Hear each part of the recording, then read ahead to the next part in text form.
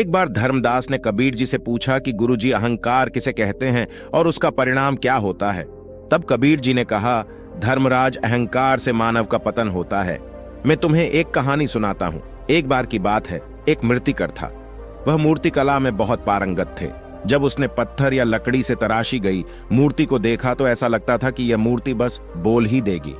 उनकी बैनमून मूर्तियां विदेशों में बेची जाती थीं। मूर्तिकला को अपनी अद्भुत मूर्तिकला के लिए कई पुरस्कार भी मिले। शिल्पी का अपना है, मूर्तिकला की शक्ति के कारण अपार धन इसे एकत्र किया गया था। लेकिन जैसे जैसे पैसा और प्रतिष्ठा बढ़ती गई, वह अहंकारी होता गया। एक बार एक विशेषज्ञ जोशी ने उनके हाथों की रेखाओं को देखा और उनसे कहा, आप एक महान कलाकार हैं। तुम्हारी कीर्ति चारों दिशाओं में फैली हुई है, लेकिन लंबे समय तक खुशी का आनंद लेना आपके भाग्य में नहीं लिखा है, क्योंकि कुछ तुम एक ही दिन में मरने वाले हो। ज्योतिषी की बात सुनकर शिल्पी के होश एक पल के लिए उड़ गए। वह अपनी प्रसिद्धि और अहंकार महसूस करने लगा। शिल्पी इतनी जल्दी मरना नहीं चाहती थी, इसलिए वह अपनी मृत्यु से बचने का उपाय सोचने लगा। बहुत सोचने के बाद उन्होंने एक समाधान पाया। शिल्पी ने अपनी मूर्ति की मदद से यमदूत को धोखा देने का फैसला किया। उन्होंने अपने समान रंग और आकार के साथ 6 मूर्तियों का निर्माण किया। ये मूर्तियां इतनी सुंदर थीं कि अगर मूर्तिकार इन मूर्तियों के बीच में खड़ा हो जाए तो इन्हें कोई अलग नहीं कर सकता था।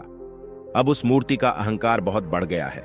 वह ऐसा मानने लगा है, यमदूत भी मुझे पहचान नहीं पाएगा और मेरी इन मूर्तियों के बीच से दूर नहीं ले जा पाएगा। आखिरकार शिल्पी की मौत का दिन आ ही गया। शिल्पी ने अपनी 6 मूर्तियां अपने शयन कक्ष में सुला दी। दीदी और वह स्वयं इन मूर्तियों के बीच बिना हिले सो गया। जैसे जैसे शिल्पी की मौत का समय करीब आया, यमदूत शिल्पी की जान लेने उसके घर आ गया। लेकिन उसने शिल्पी के बेडरूम में एक की जगह 7 शिल्पियों को सोते देखा। उसका सिर चढ़ने लगा। उसकी उलझन का कोई अंत नहीं था। सभी मूर्तियां समान हैं। इसमें से असली शिल्पी की पहचान करना वास्तव में उसके लिए एक झटका बन गया। वह असली शिल्पी को शो से हटाने के कैमियो के बारे में सोचने लगे। अचानक यमदूत ने एक कैमियो देखा। उसका चेहरा खिल उठा। उसने तुरंत कहा, वाह शिल्पी, वाह, आपने अपनी तरह की 6 मूर्तियां बनाकर मुझे भ्रमित कर दिया है। लेकिन इन मूर्तियों में एक छोटी सी गलती बची है। यह सुनते ही शिल्पी का घमंड चकनाचूर हो गया। तो वह तुरंत उठ गया और कहा, तुम किस गलती की बात कर रहे हो? यह सिर्फ गलती है।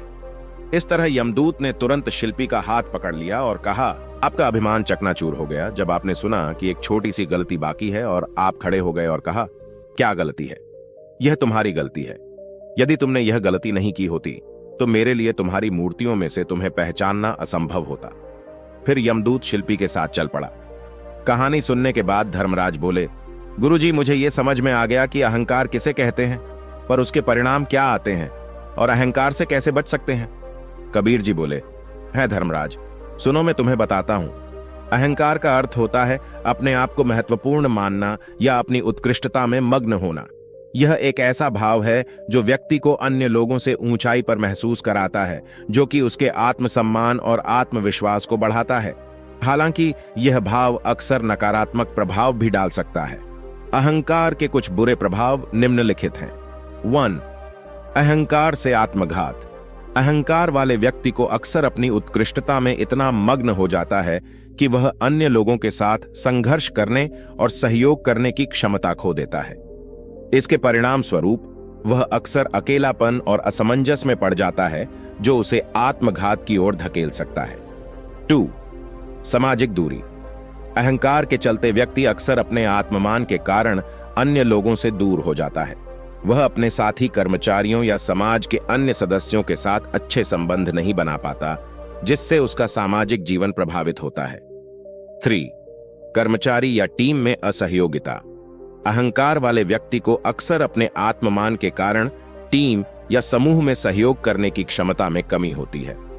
वह अपने साथी कर्मचारियों को बेहतर मानता है और उनके सुझावों को नजरअंदाज करता है, जिससे उसका कार्यक्षमता प्रभावित होता है। 4. न्यायिक संघर्ष।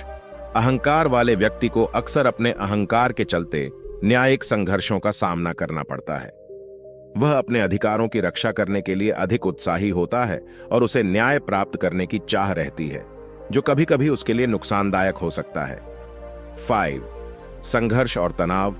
अहंकार वाले व्यक्ति को अक्सर अपने उत्कृष्टता की चाह और दूसरों से उसकी तुलना करने की आवश्यकता से अधिक संघर्ष और तनाव का सामना करना पड़ता है। यह उसे उत्साह कम कर सकता है और उसकी कार्यक्षमता को गिरा सकता है। 6. संबंधों में कठिनाई। अहंकार वाले व्यक्ति को अक्सर अपनी सोच और दृष्टिकोण को समझाने के लिए अन्य विचारों की कम सुनने की गलती करता है। उसे लगता है कि उसके विचार सर्वोत्तम हैं और वह दूसरों की राय या सुझावों को नकारता है, जिससे उसका ग्रोथ और विकास रुक जाता है। 7. आत्मसम्मान की भूल। अहंकार के चलते व्यक्ति अक्सर अपने आत्मसम्मान को बढ़ावा देता है, लेकिन यह उसे अपने गलतियों और कमियों को स्वीकार करने में असमर्थ बना सकता है। वह अपनी गलतियों को मानने की बजाय उन्हें छिपाने और अपनी सत्ता या आत्म महत्ता को बढ़ाने की कोशिश करता है। 8. औदार्य बातचीत की कमी। अहंकार के कारण व्यक्ति अक्सर अपनी सोच और दृष्टिकोण को समझाने के लिए अन्य विचारों की कम सुनने की गलती करता है। उसे लगता है कि उसके विचार सर्वोत्तम हैं और वह दूसरों की राय या सुझावों को नकारता है, जिससे उसका ग्रोथ और विकास रुक जाता है। 9. स्वास्थ्य संबंधी समस्याएं। अहंकार वाले व्यक्ति को अक्सर अधिक तनाव और चिंता का सामना करना पड़ता है, जो उसके शारीरिक और मानसिक स्वास्थ्य को प्रभावित कर सकता है। यह उसे उत्साह कम कर सकता है और उसकी कार्यक्षमता को गिरा सकता है। 10. असमर्थता की भावना। अहंकार की अति व्यक्ति को अपने चारों ओर के लोगों के आदर्शों या योग्यताओं को समझने में असमर्थ बना देती है। वह खुद को सबसे उत्कृष्ट मानने लगता है और दूसरों के योग्यताओं को अनदेखा कर देता है, जिससे उसका ग्रोथ और विकास रुक जाता है। इन सभी बुरे परिणामों के चलते अहंकार का प्रभाव व्यक्ति के सामाजिक, व्यक्तिगत और पेशेवर जीवन पर होता है। अगर यह भाव संतुलित रूप से नियंत्रित नहीं किया जाता तो यह उसे बड़ी संघर्षों का सामना करना पड़ सकता है। इसलिए समाज को चाहिए कि वह अहंकार को दूर करने के लिए उपयुक्त उपाय अपनाए और सभी को समान दर्जा और सम्मान प्रदान करें।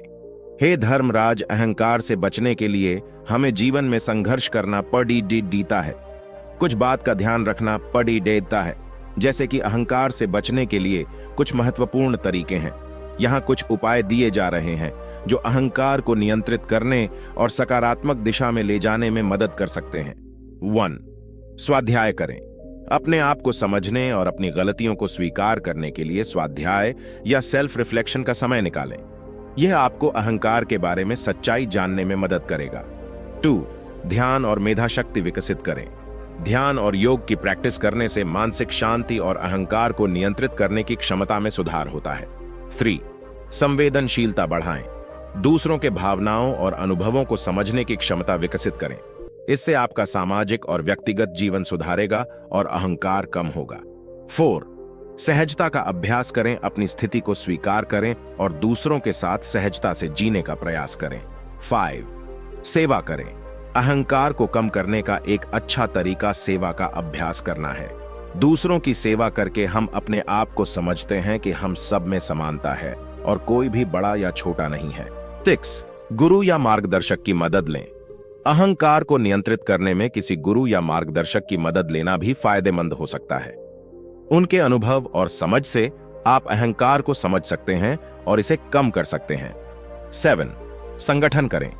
अहंकार को नियंत्रित करने के लिए आप अपने लक्ष्यों को संगठित रूप से प्राप्त करने के लिए योजना बना सकते हैं।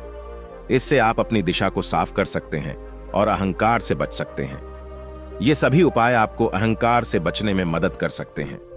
ध्यान रखें कि यह एक प्रक्रिया है और संघर्षशील हो सकता है, लेकिन इससे निरंतर प्रयास करते रहें ताकि आप स्वस्थ और सकारात्मक जीवन जी सकें।